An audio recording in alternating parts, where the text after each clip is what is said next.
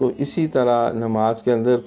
جو وہ بھی 14 یا بعض اوقات اس سے بھی زیادہ واجبات ہیں، تو ان واجبات میں سے اگر کوئی ایک یا ایک سے زیادہ بھول کے رہ جائے تو نماز کے آخر میں جب تشہد میں بیٹھتے ہیں اتحیات کے لیے تو سجدہ سہو کیا جاتا ہے، عبدہ و رسولہ تک پڑھ کے دائیں طرف السلام علیکم ورحمۃ اللہ کہہ کے اللہ اکبر کہہ کے